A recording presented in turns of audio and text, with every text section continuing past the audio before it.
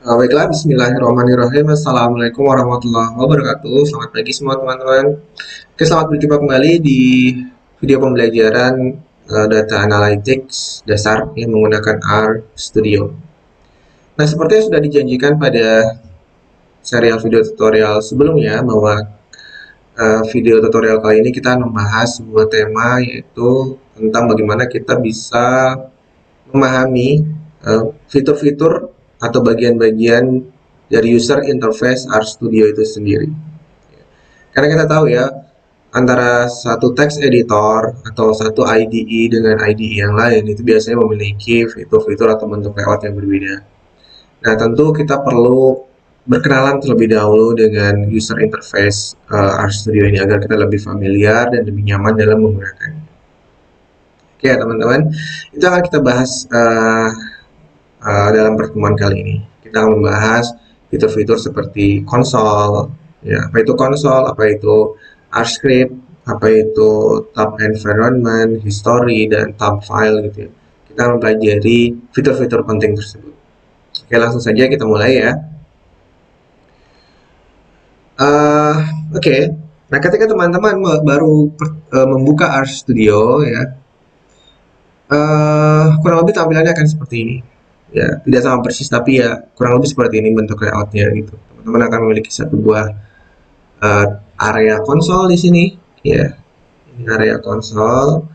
Dan teman-teman bisa juga mendapatkan tab environment, di sebelahnya ada tab history, ada connection dan sebagainya. Di bawahnya itu ada tab file, plots, packages, dan help dan lainnya. Gitu ya.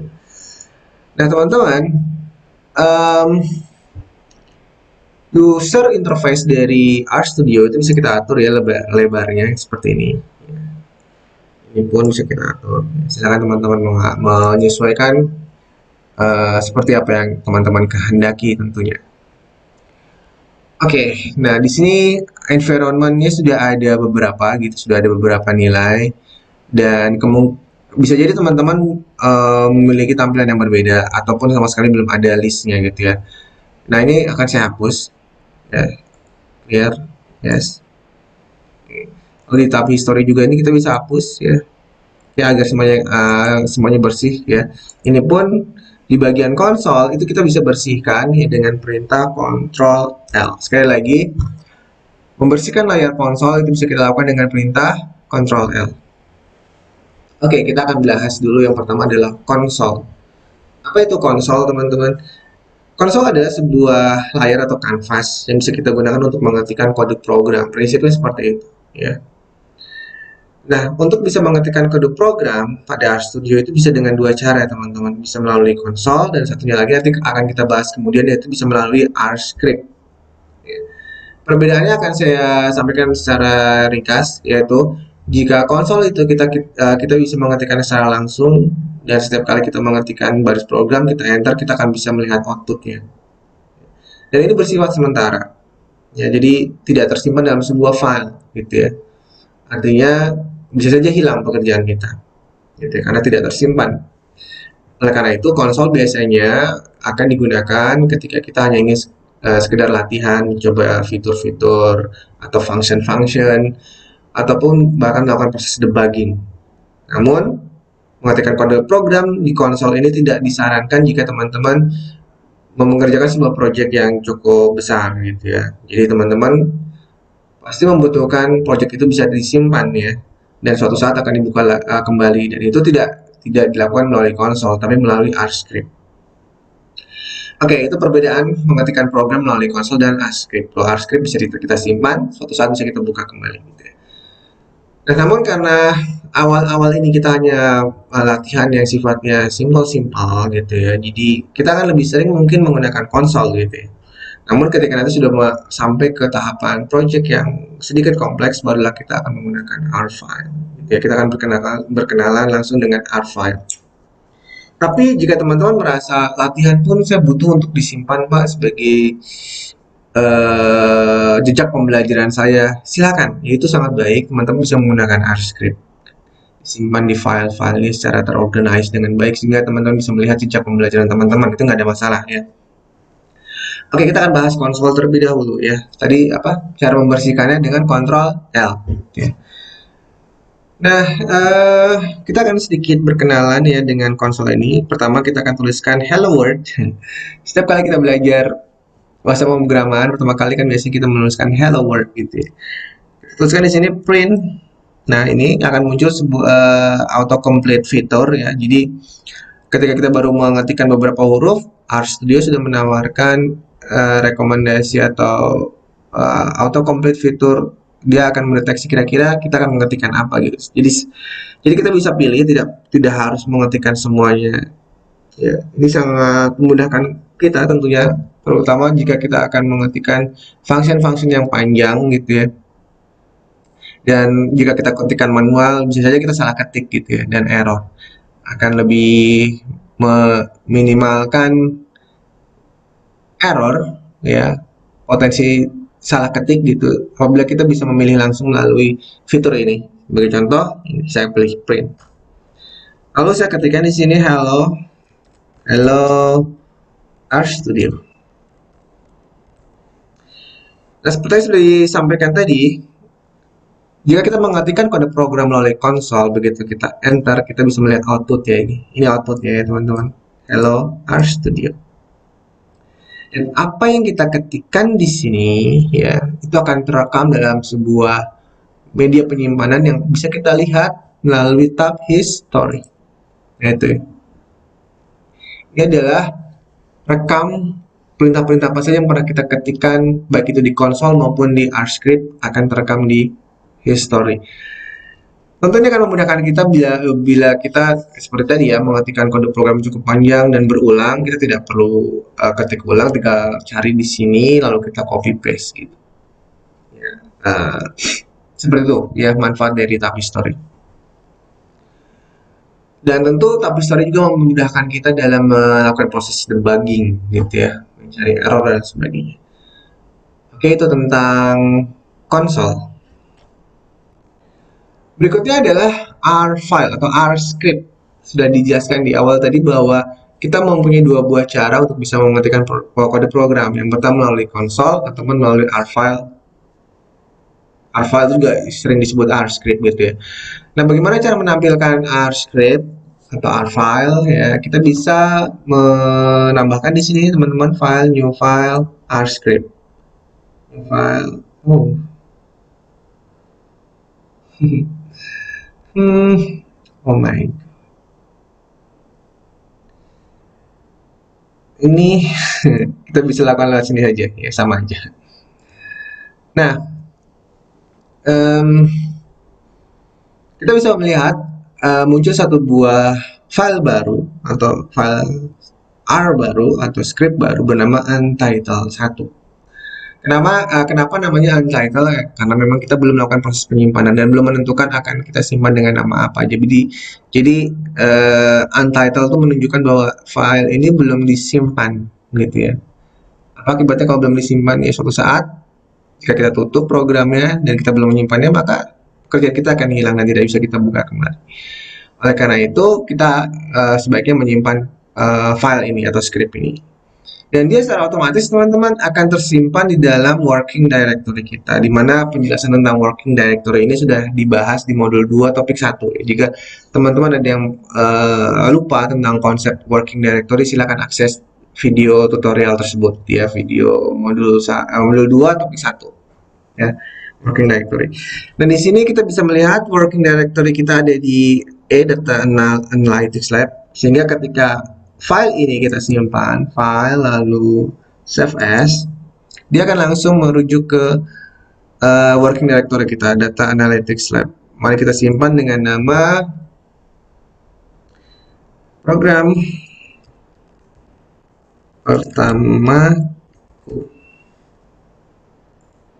Nah, dia akan tersimpan bernama program pertamaku ya, dan seharusnya di sini terlihat ya, tetapi tidak ya. Nah, ini bisa kita lakukan klik kanan lalu reload. Nah, di situ muncul program pertamaku .r. Oke. Jadi, fungsi dari RScript dan konsol itu sama-sama, yaitu untuk mengetikkan kode program. Tetapi karakteristiknya berbeda. Jika konsol itu tidak tersimpan tersimpan di sebuah working directory secara terorganize, sedangkan kalau RScript itu tersimpan dalam working directory sesuai dengan nama yang kita inginkan gitu ya. Dan ini akan lebih mudah untuk kita buka kembali. Nah, kita akan belajar, dan perbedaan yang lainnya adalah jika di konsol setiap kita mengetikkan kode program lalu kita enter, dia akan langsung muncul outputnya. Namun di RScript tidak demikian, teman-teman. Sebagai contoh ya, kita ketikkan lagi di sini print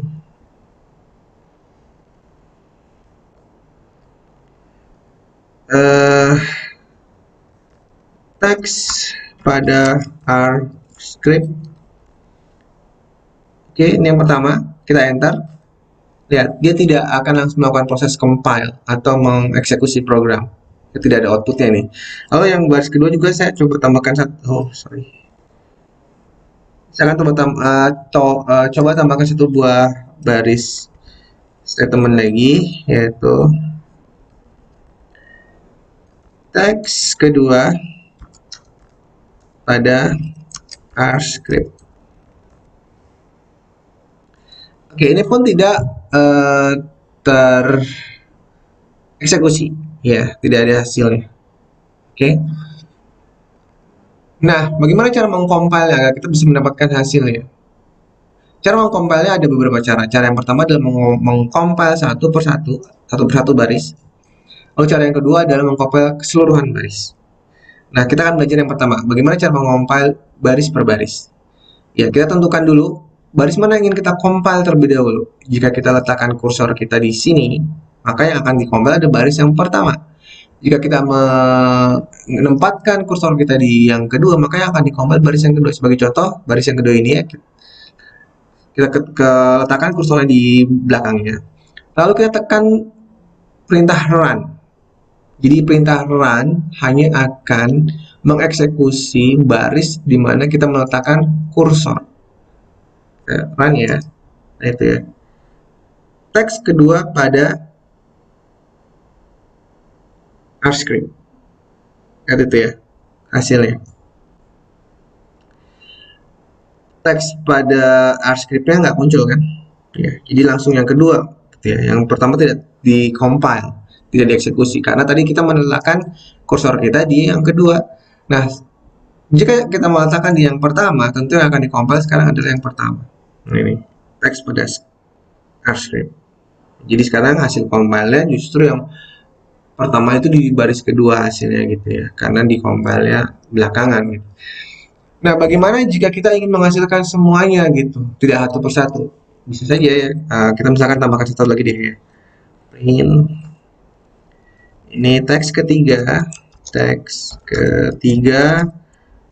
pada RScript. Nah, kita ingin mengcompile ketiga-tiganya. Kita bisa menggunakan perintah ini, source. Ya, klik di source-nya. Nah, dia langsung mengcompile ketiga-tiganya secara berurutan. Teks pada RScript, teks kedua pada RScript, teks ketiga pada RScript.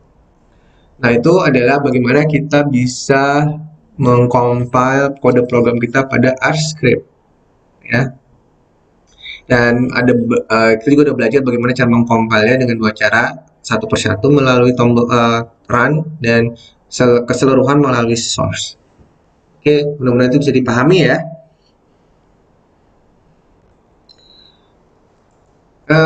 Lalu fitur berikutnya atau user interface layout berikutnya yang akan kita bahas adalah file di sini teman-teman. Silakan teman-teman aktifkan tab filenya. Nah, di sini kita bisa melihat working directory dan file-file apa saja yang ada di dalam working directory tersebut.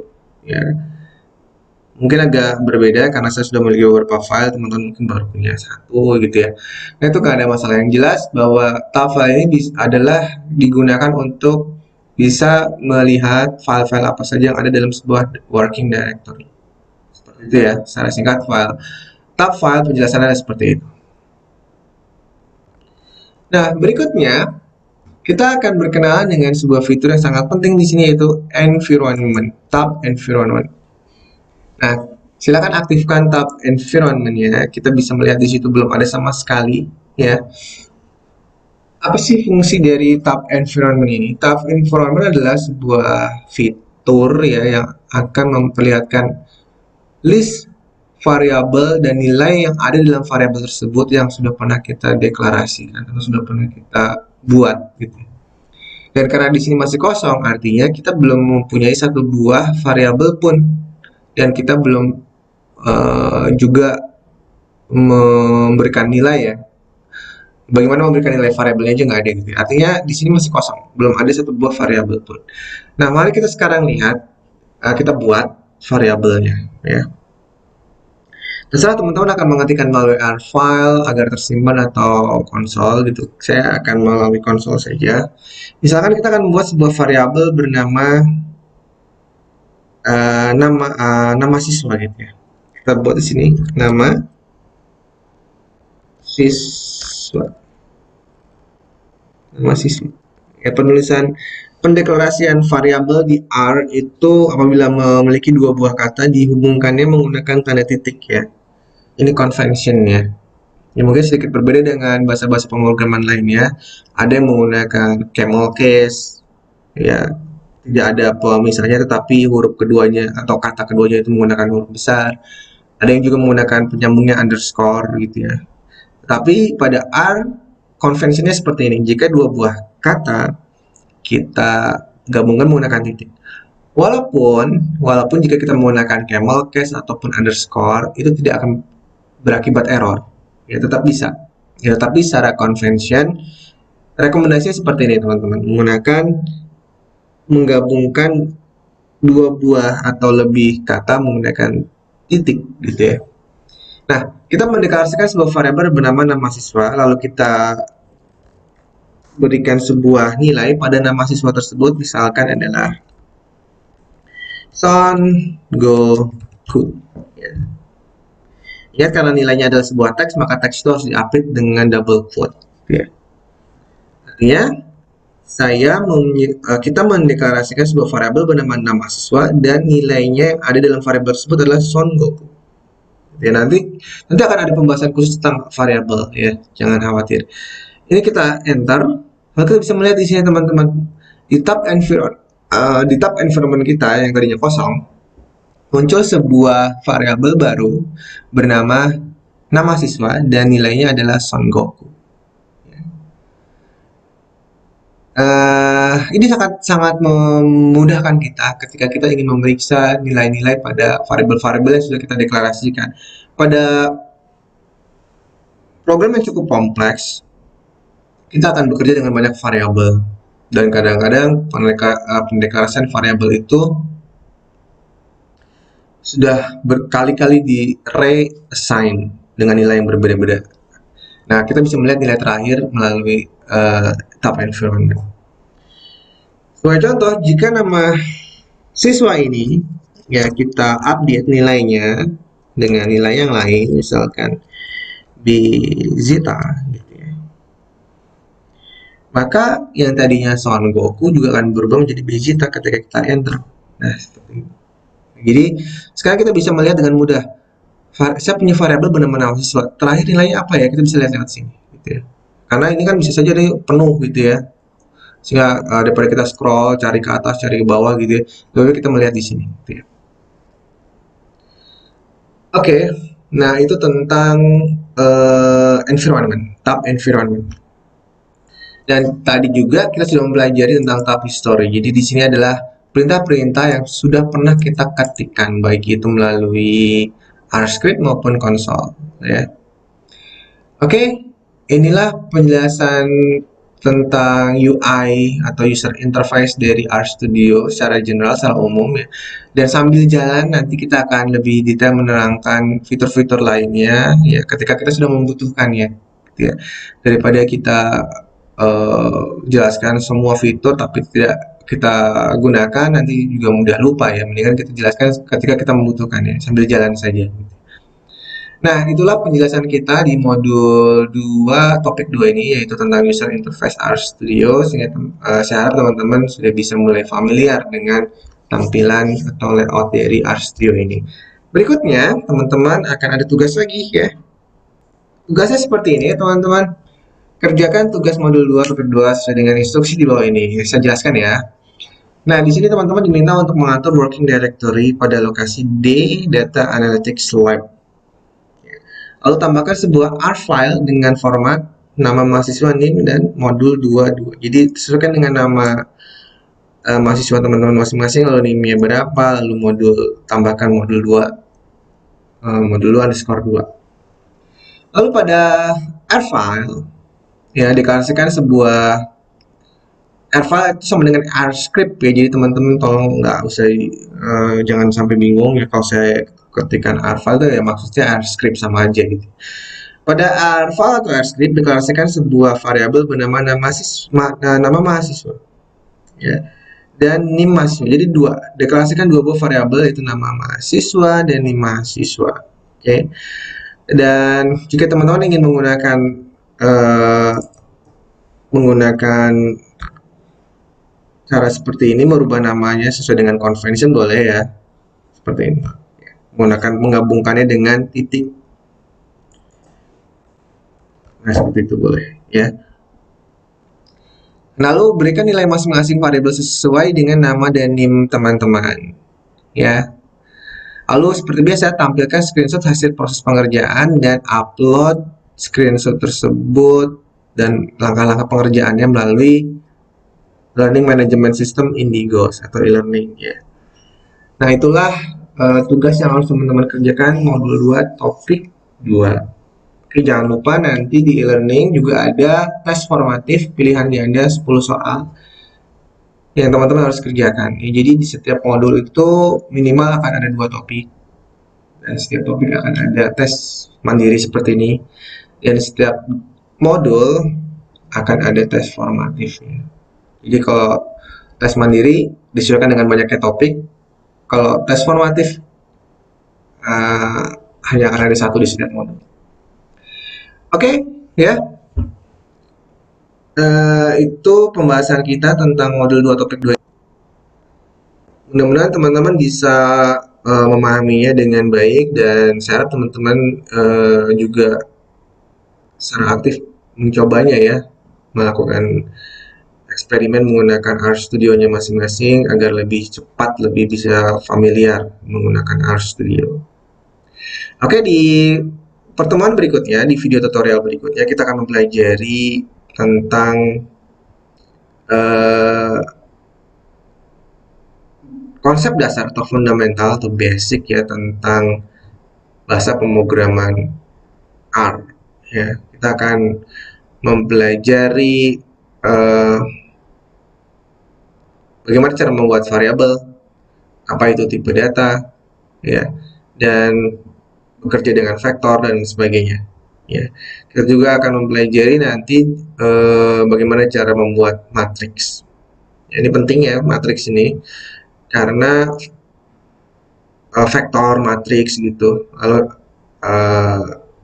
list dan data frame itu sangat penting harus kita kuasai. Ya, vektor, matriks, list, data frame itu harus format data yang harus kita kuasai karena nanti ketika kita memproses data analitik ya, misalkan data pasien atau data penjualan, data pandemi dan lain sebagainya, itu biasanya format datanya akan dalam bentuk salah satu dari hal tersebut. Ada yang bentuknya vektor, ada yang bentuknya matriks, ada yang bentuknya list, bahkan data frame. Nah, itu yang data-data yang bisa diolah oleh R Studio. Sehingga walaupun tadinya dalam bentuk Excel, kita harus convert terlebih dahulu menjadi data frame, dan lalu kita bisa olah. Sehingga sebelum kita belajar memproses data menggunakan algoritma yang akan kita pelajari nanti, kita akan mempelajari secara spesifik terlebih dahulu, secara khusus ya, bagaimana bekerja dengan vektor, matriks, list, dan data frame. Itu akan kita pelajari di modul-modul berikutnya. Oke, sampai berjumpa kembali di video tutorial berikutnya. Terima kasih atas perhatiannya. Assalamualaikum warahmatullahi wabarakatuh.